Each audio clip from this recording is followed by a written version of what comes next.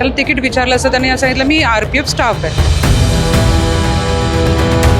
तुम्ही मला लवकर लवकर सोडा, तुमचं काय आटपात आहे आणि मला लवकर सोडा. म्हणजे त्याला त्या बाबतीत गिल्टही नव्हता मॅम. जे रेल्वेच्या रिलेटेड स्टाफच्या रिलेटेड जे प्रश्न आहेत ते विचारले तर त्यांनी प्रत्येकाचं उत्तर संशयास्पद दिलं. मानखुर्दच्या जवळपास तिने डिटेक्ट केलं होतं. तिने मला बोलवेपर्यंत ऑलमोस्ट माझ्यामध्ये गोवंडी वगैरे आलं असेल. मध्य रेल्वेच्या हार्बर मार्गावर एक व्यक्ती ट्रेनमध्ये चढते, स्वतःला RPFचा जवान आहे असं सांगते, पण ही व्यक्ती RPFचा जवान नसते आणि हीच गोष्ट या ट्रेनमध्ये असलेल्या 2 महिला TC यांच्या लक्षात येते. मॅडम, जेव्हा तुम्ही पहिल्यांदा त्या व्यक्तीला भेटलात तेव्हा नेमकं तुम्हाला काय जाणवलं आणि ती तो व्यक्ती जी माहिती देत होता ती खोटी आहे असा संशय तुम्हाला केव्हा आला? साधारण तिकीट विचारत होतो आम्ही त्याला. नॉर्मली यात्री होता तो, त्याच्यानुसार सिव्हिलमध्ये होता, युनिफॉर्मवरती नव्हता. आणि त्याला तिकीट विचारलं असं त्यांनी असं सांगितलं मी RPF स्टाफ आहे.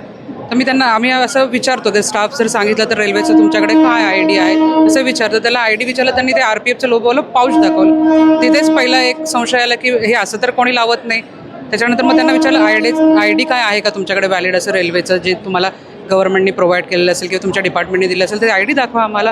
तर त्यांनी ते ID पहिले मोबाईलमध्ये दाखवलं, ते जे फेक वाटलं, म्हणजे साधारण म्हणजे ते खोटं वाटलं. म्हणून त्यांना म्हटलं ओरिजिनल आहे का तुमच्याकडे, जे जेणेकरून मी दोन्ही साईड त्यांच्या चेक करू शकते. त्यांनी जे दाखवलं ते पण थोडं संशयास्पद होतं. आणि आमच्याबरोबर एक वडाळा RPF होत्या, लेडीज RPF, काजल सेन म्हणून, त्यांना पण दाखवलं. कारण RPFचं आहे म्हटलं त्या तर बघूच शकतात ना त्याच्यामध्ये. तर त्यांना विचारलं असं त्यांनी पण ते संशयास्पद वाटलं. आणि आम्ही एकाच याच्यामध्ये बोगीमध्ये चेक करत असताना मग मी आमच्या वरिष्ठ मॅडम आहेत श्रद्धा साळुंखे, त्यांना बोलवून घेतलं आणि पुढच्या मग त्याला जे रेल्वेच्या रिलेटेड स्टाफच्या रिलेटेड जे प्रश्न आहेत ते विचारले तर त्यांनी प्रत्येकाचं उत्तर संशयास्पद दिलं. नेमकं त्याने मग त्याचं नाव काय सांगितलं? कारण जेव्हा अधिकचा तपास होऊन चौकशी झाली तेव्हा काही आणखीन त्याच्याकडनं माहिती मिळाली का की तो केव्हापासून मुंबईत आलाय किंवा तो मूळचा मुंबईचा होता का?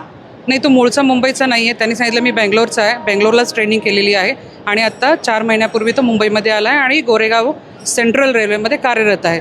ते गोरेगाव आणि सेंट्रल रेल्वे म्हटल्यावर पहिला हे संशय तिथेच आला की हे दोन्ही वेगवेगळ्या गोष्टी आहेत. गोरेगाव वेस्टर्न रेल्वेमध्ये येतं, सेंट्रल रेल्वेमध्ये येत नाही. आणि ड्युटी कुठे करतो विचारलं तर त्यांनी मी म्हणाला की प्लॅटफॉर्मलाच ड्युटी करतो 11 ते 7. त्याला विचारलं सुद्धा की मॅडमनी की तुझी ड्युटी कोण लावतं, तुमचे इन्चार्ज कोण आहेत, तर तू सांगू शकशील का? तर तो म्हणाला नाही, मी माझीच ड्युटी लावतो, मीच 11 ते 7 ही ड्युटी करतो तिथे. मॅडम, जेव्हा हा प्रकार सगळा तुमच्या लक्षात आला तेव्हा नेमकं कोणत्या स्थानकादरम्यान हा प्रकार लक्षात आला आणि त्यानंतर मग नेमकी काय यावर ॲक्शन झाली? ॲक्च्युली मानखुर्दच्या जवळपास तिने डिटेक्ट केलं होतं. तिने मला बोलवेपर्यंत ऑलमोस्ट माझ्यामध्ये गोवंडी वगैरे आलं असेल कदाचित. एवढं बाहेर लक्ष नाही गेलं आमचं, कारण आम्ही त्या माणसामध्ये चौकशा करत राहिलो. त्यांना विचारलं आम्ही की आपण कुठे आहात, तर त्यांनी सेंट्रल रेल्वे गोरेगाव सांगितलं, जे विरोधाभास आहे पूर्णच.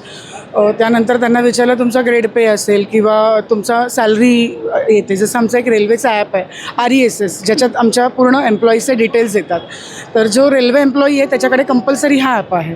त्यांच्याकडे तो विचारल्यावर तो नव्हताच. त्यांचं म्हणणं होतं नाही, माझं आत्ता 4 वर्षापूर्वी जॉईनिंग झालं आहे, सो मला हे दिलं नाही.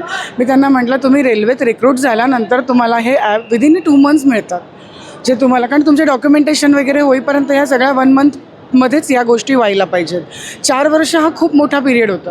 त्यानंतर त्यांना विचारलं तुमच्याकडे प्रिव्हिलेज पास असतात आमचे रेल्वेचे, जसे ग्रीन पास, पिंक पास, असे वेगवेगळे पासेस असतात, तर त्याच्याबद्दलही त्याला विचारलं.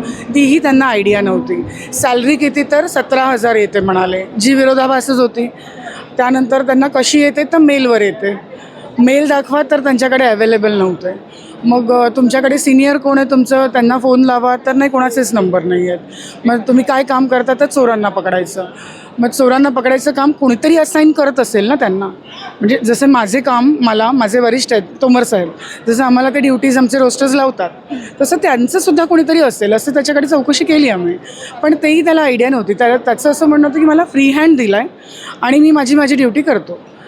तर मॅम, यामध्ये त्या व्यक्तीचं नाव काही समोर आलंय का, किंवा त्याच्याकडनं आणखीन काही अशा चुकीच्या गोष्टी, किंवा त्याने त्याचं जे आय कार्ड होतं जे फेक होतं त्याचा काही आणखीन चुकीच्या पद्धतीने वापर याच्या आधी केलेला होता, अशी काही गोष्ट चौकशी दरम्यान काही समोर आली आहे का, किंवा त्याचं नाव काही होतं? खरं तर आम्ही त्यांना GRPंना हँडओव्हर केल्यानंतर आमचा कार्यभाग तिकडेच संपला, कारण आमचं फक्त पेपरवर्क होतं तिकडे. बाकी इन्व्हेस्टिगेशन जे काही आहे ते GRPच करणार तिकडे. पण त्या व्यक्तीने गेले 2-4 महिने हा रेल्वेचा प्रवास केलेला आहे असं त्यांचं म्हणणं होतं, की मी इथून जातो येतो, स्टाफ आहे म्हणजे ह्याच करणार. तर कोणी चेक त्यांना केलं नाही केलं हे पर्सनली मला माहीत नाही.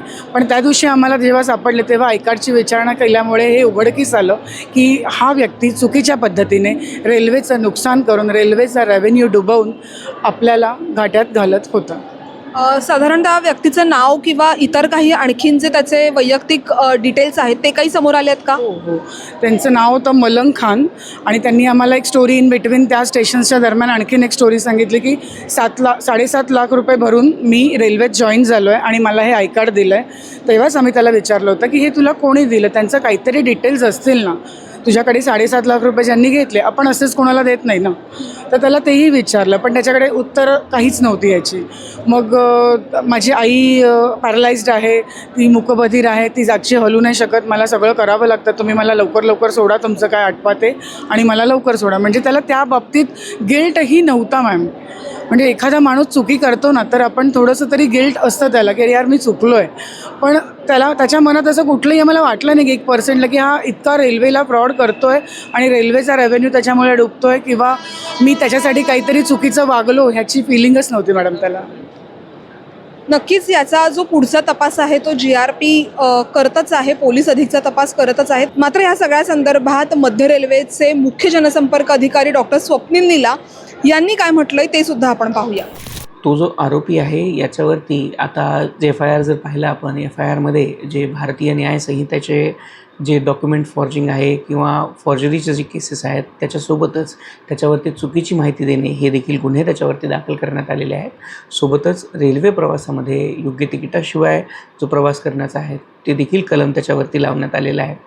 अशा प्रकारच्या बाकीच्या याच्यावरती देखील अशा जी पद्धत वापरल्या गेलेली आहे किंवा ID कार्ड जे चुकीचं बनवण्यात आलेलं आहे अशा प्रकारच्या चुकीच्या ID कार्डवरती देखील परत एकदा आम्ही सर्व TCंना ही माहिती पोचवलेली आहे. याच्या माध्यमातून आपली अशी अपेक्षा आहे की सर्व TCंच्याकडून ही माहिती आयडेंटिफाय केली जाईल आणि याच्यावरती आपण अशा प्रकारांना परत एकदा आळा घालू शकतो. याची जी सखोल चौकशी आहे, सखोल तपास आहे तो आता पोलीस अधिक करतच आहेत. मात्र प्रवाशांनी सुद्धा या सगळ्या संदर्भात अधिक सजग आणि सावध राहणं गरजेचं आहे. श्रद्धा साळुंखे आणि केतकी कदम या 2 महिला TC आहेत. त्यांनी जे त्याचं खोटं बोलणं होतं ते पकडलं होतं, त्यांना संशय आला म्हणून त्यांनी अधिकचा तपास केला. प्रवास करताना प्रवाशांनी सुद्धा आपल्या आजूबाजूला अशा पद्धतीच्या कोणत्या चुकीच्या गोष्टी तर होत नाही आहेत ना, याकडे सुद्धा लक्ष देणं तितकंच गरजेचं आहे. लोकमत मुंबईसाठी निधी पेडणेकरचा रिपोर्ट.